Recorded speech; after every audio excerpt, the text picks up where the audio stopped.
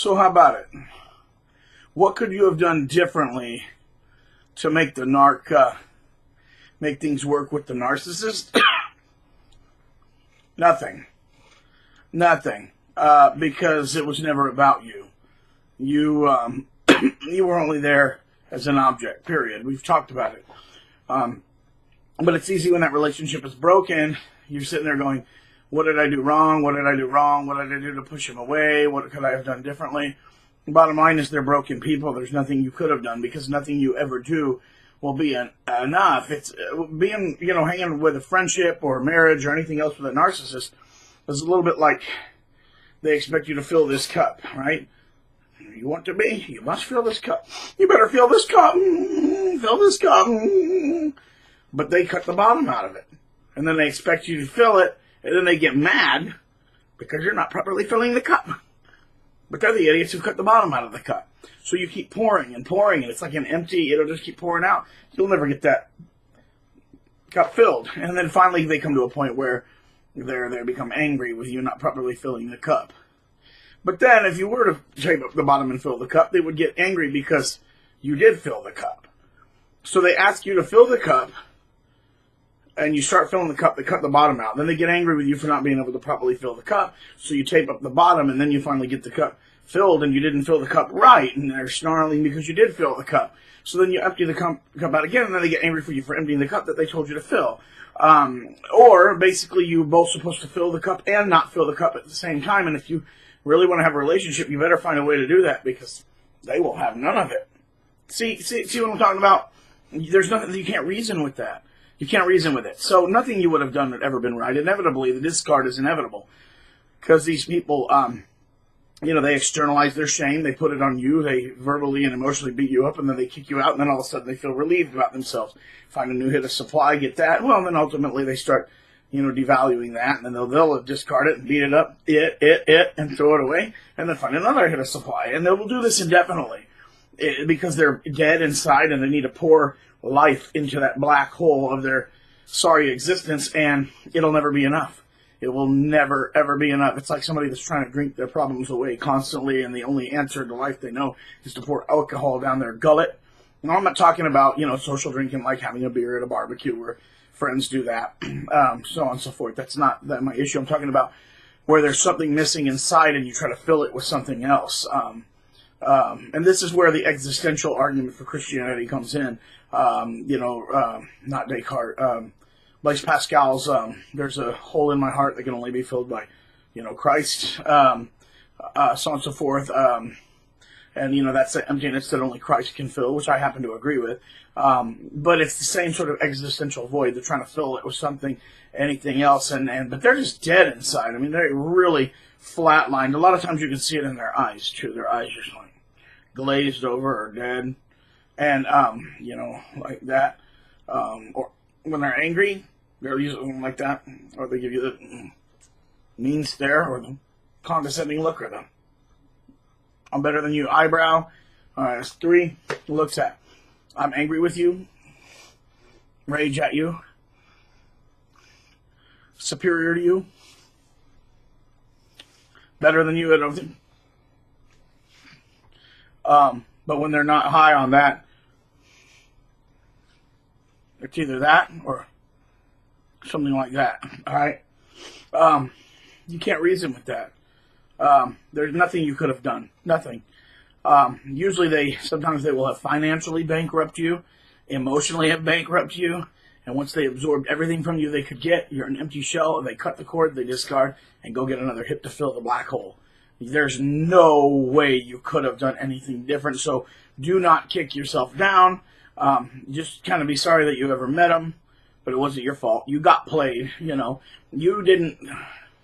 You either fell in love with or befriended or attached to something that was never there. But they had manipulated you on purpose, and they had created that false mask for you to attach to, but they were never that person, okay? So the person you're missing never existed, and that is a very hard pill to swallow.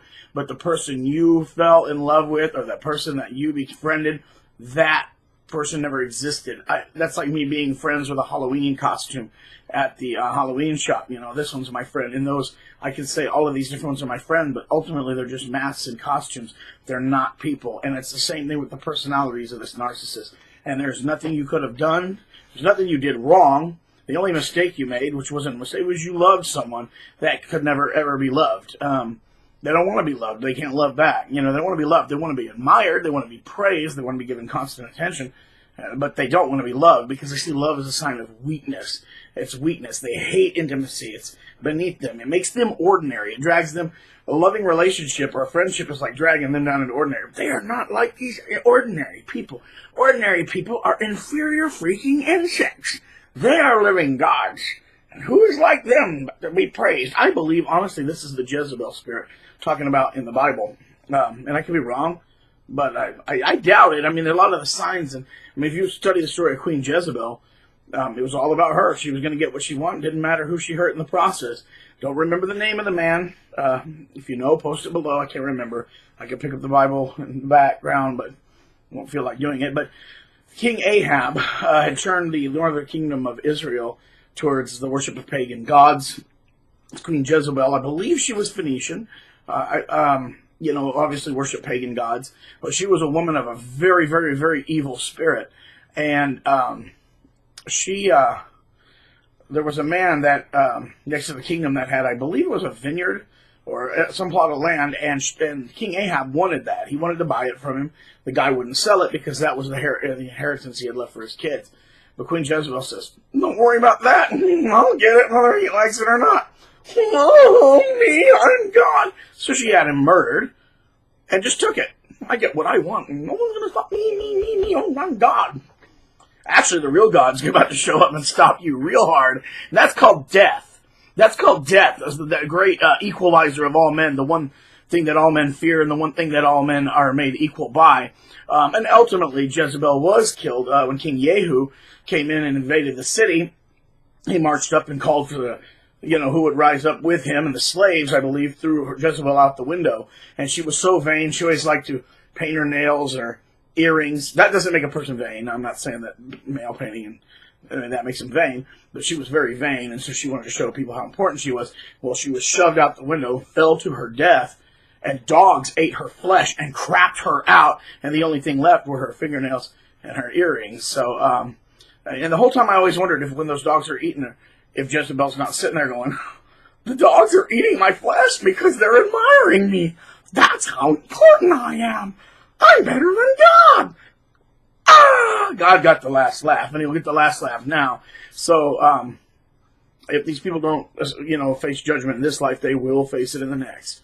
And what is that? They're going to go to the throne of God and say, you don't understand how important I am. I should have that throne. Satan was the world's first narcissist. Everything was peaceful in the kingdom until she showed up. I want to hurt you. I want to take that to me. Satan is the original Jezebel. And I believe that narcissism, in a sense, is that leftover spirit. Well, anyway, you see it with all the tyrants of the world. It makes sense. So anyway, there's nothing you could have done. You can't befriend a monster. You can't marry a monster and expect it to work out. You will either be destroyed and discarded. And so don't kick yourself. You didn't do anything wrong. Just go find a real human being to love. There are loving and good people out there that will value you for who you are. Not compare you to the tire on their car, you see. No, I don't see, and no one saying does. Square peg in a round hole. Real misfits. Narcissists are always misfits, too. Have you noticed that? Real misfits. They don't fit in well with normals because they don't understand. You go to a coffee party, and they're like, I'm so about I was inferior normal beings, and that's why they're just such outcasts anyway. And so they have the fake personalities, but you can't change a weirdo like that. Anyway, have fun.